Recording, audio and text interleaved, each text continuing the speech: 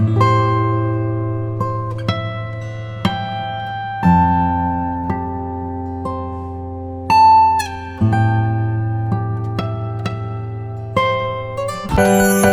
c'est pratique.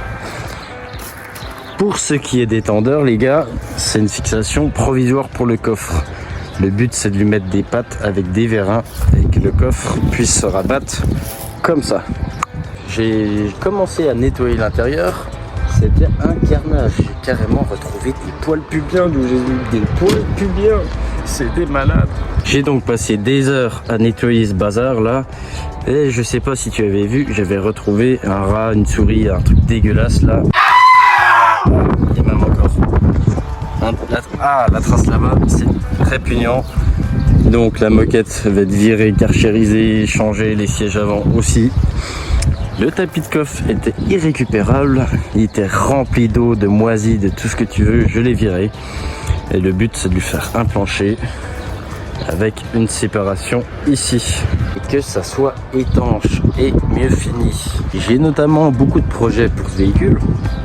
Je compte lui mettre un gros pare-buffle, la faire vraiment en mode pick-up 4x4. Donc lui mettre le pare-buffle, bien évidemment, sans abîmer le pare-choc, parce que c'est des pare-chocs qui valent assez cher.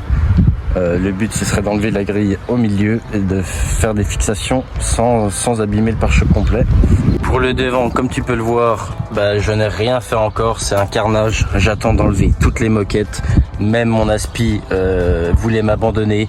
Cette voiture était vraiment dégoûtante, mais dégoûtante. J'ai d'ailleurs retrouvé un peu plus de 10 € en pièces. Il y avait des pièces partout entre les poils et les bouts de peau. Pour continuer le délire, je compte lui virer le catalyseur. Waouh, j'ai cru qu'il allait tomber sur la tronche.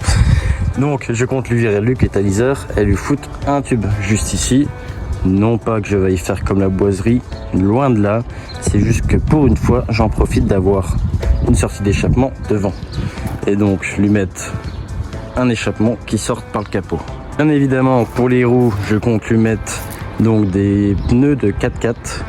Garder les roues d'origine si je peux, sinon adapter des roues de 4x4, qu'elles soient rehaussées. Et pour l'arrière, bien évidemment, on va lui remettre une petite roue de secours de famille, comme on aime, comme le bijou là-bas. Comme tu peux l'apercevoir, j'ai fait une magnifique suppression d'airbag.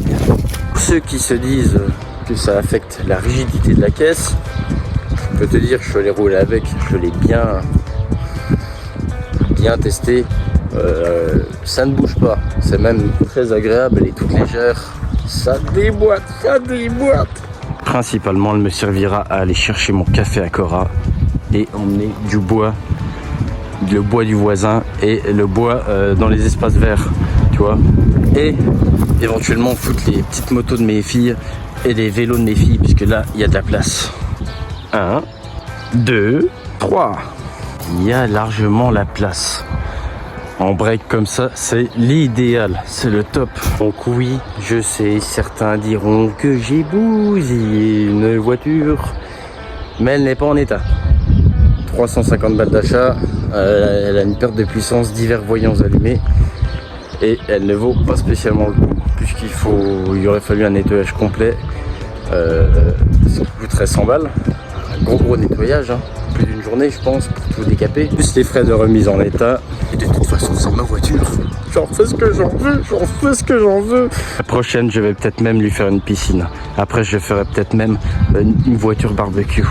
Et après je ferai peut-être même une voiture oh puis on verra. Et là tu te dis waouh, quelle magnifique aile. Oui, je te l'accorde. Regarde-moi cette beauté, digne d'un des meilleurs carrossiers. Donc ce que tu vois ici, c'est sur TikTok, j'ai fait une vidéo. Tous ceux qui commentaient la vidéo avaient leur blaze, leur pseudo TikTok au marqueur indélébile marqué sur l'aile. Et donc les amis, tous ceux qui commenteront cette vidéo auront aussi leur pseudo YouTube sur la 205. Le but, c'est que ça soit rempli. La première 205 au monde, 12 roues, avec tous les pseudos de tous mes abonnés qui commentent. Magnifique! 205 du peuple les gars, la 205 du peuple. Et donc pour en revenir à cette 307, une fois qu'elle sera à peu près potable, je compte l'emmener devant chez Peugeot, voir un peu les réactions. Et je vais l'emmener au contrôle technique, voir les réactions du contrôleur. Alors bien évidemment que non, je ne la repasserai pas aux mines. Non, ce n'est pas du tout légal. Non, ce n'est pas adapté à la route.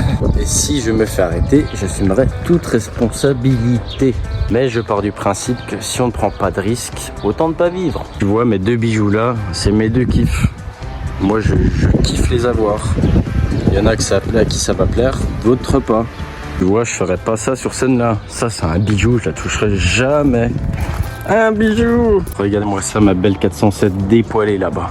Elle est complètement déboîtée. Tout est déjà parti, j'ai tout vendu. Truc de fou, tout vendu en lot.